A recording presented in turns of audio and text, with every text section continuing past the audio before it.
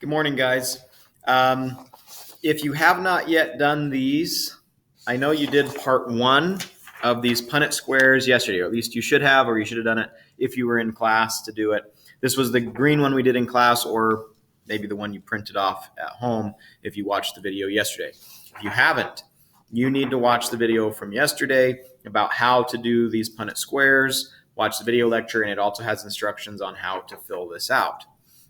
So do that first. Now, these two, number 2 and 3, the orange and blue one, I am not going to put up on Google Classroom.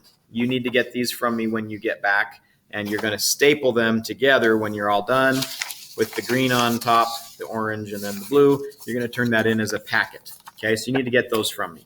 But one of the things that you're going to see on this blue one, the orange one is just a continuation of what we were doing. It's just a slightly more difficult one, but it's the same stuff. But the blue one introduces a concept called incomplete dominance. So what you need to do first of all is go back a couple weeks and find the heredity notes. Find those notes. You can even pause the video here and do this, but you'll see that there's one last bullet point on there that we never wrote down. I believe we wrote down everything else in the heredity notes except for the last bullet point, which is about incomplete dominance. So go back into your notes, maybe pause right now, find the heredity notes from a few weeks ago, and find the last bullet point on incomplete dominance and write that in your notes.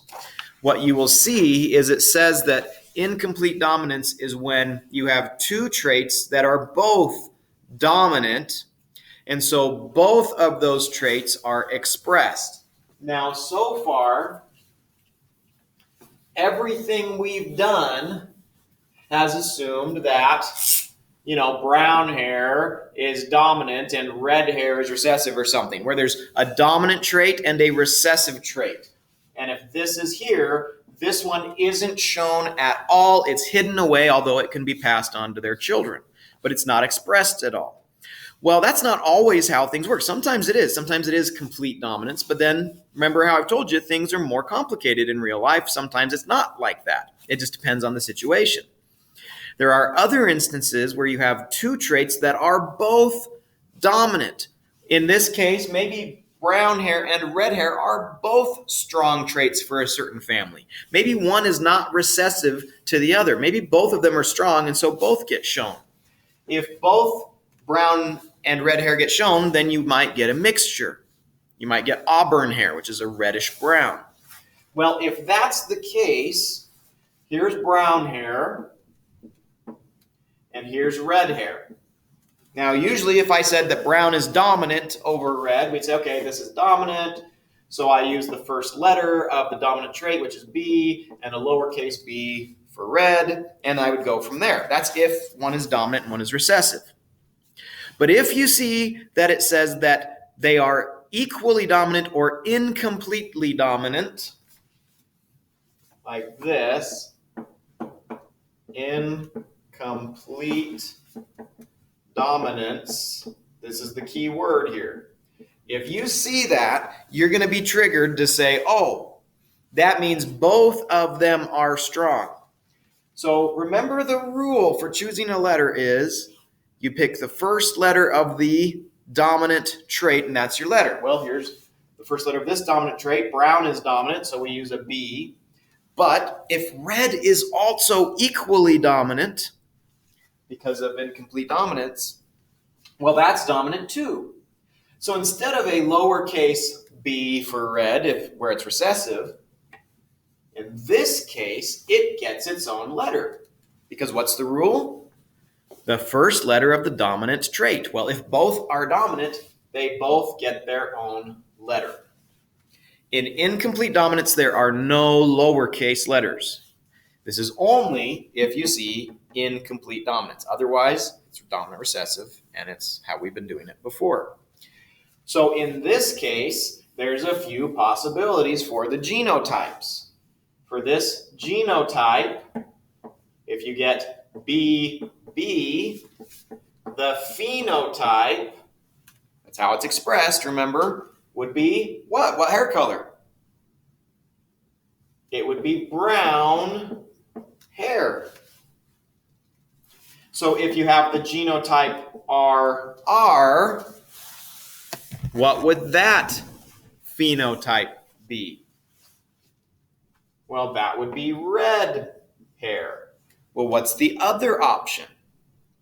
You could get one of each, right? You could get BR.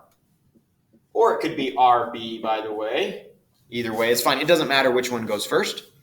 But let's say it's BR. Well, in that case, brown and red are both expressed at the same time, and you get a mixture of them. You get that auburn hair, which is, again, brownish red. Okay? Let's say you have some flowers, and this is what you'll see in the notes. Let's say that you are crossing a red flower and a white flower. Let's say they cross-pollinate, so their DNA is getting shared to make new plants in the seeds. Well, if red is dominant and white is dominant, so this is another case of incomplete dominance, well then red flowers would be represented with R and white flowers with, would it be a lowercase r? Not if it's incompletely dominant. If it was recessive, yes. But this would be a capital W because it's also a dominant strong trait. So there's a few possible genotypes. You could get RR. What color flower would that be for the phenotype? That would be a red flower. And you could get WW. That would be a white flower. And you could get RW or WR, doesn't matter, which would be a mixture of red and white, which makes what? Pink flowers. Okay, so when you do a Punnett square, and this is what you'll need to know for that blue paper here, because this one is all about incomplete dominance. When you get this from me, when you get back, you might want to rewatch this video. But it says, okay, you have flowers that are red. In this case, it's red flowers, which would be RR.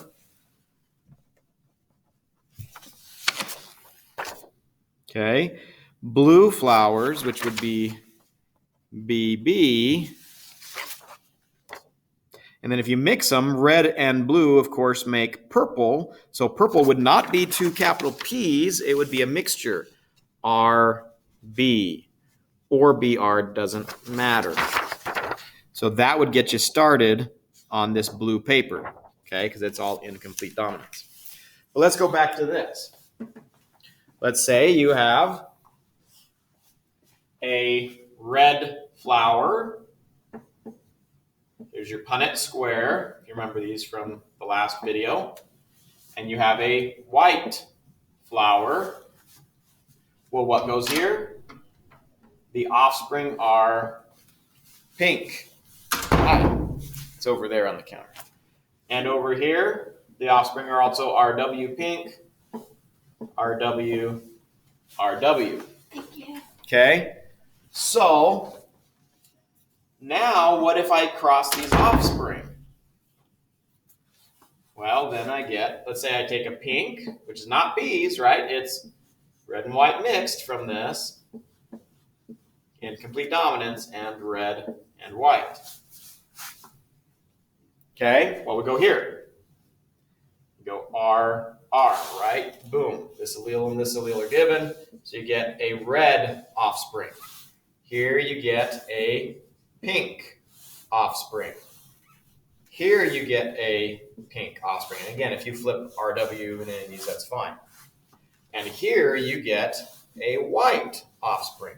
There are 1, 2, 3 possible offsprings, possible colors in the offspring.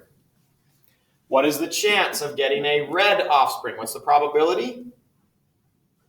It's 1 in 4, so 25%. Okay, what is the probability of getting a white offspring? 1 in 4 or 25%. And pink offspring, 2 out of 4 or 50% in this case. That's how you do a Punnett square for incomplete dominance. Again, this is only if it's incomplete dominance. Otherwise, yeah, there's dominant and recessive, and it's how we've been doing it. This blue paper is incomplete dominance. The orange one is not. This is regular dominant recessive. Okay, so when you get these from me, rewatch this to help with the blue video, the blue paper. Okay, so that's the new information for today. You will see that there is also a quiz online that you need to do today or tomorrow. We're doing it in class today, which is Tuesday, by the way, the 8th of December. So take that quiz online if you're home. And then, like I said, when you get back, you'll need to get these other papers from me and staple them together. And that's it for now. I will see you guys later.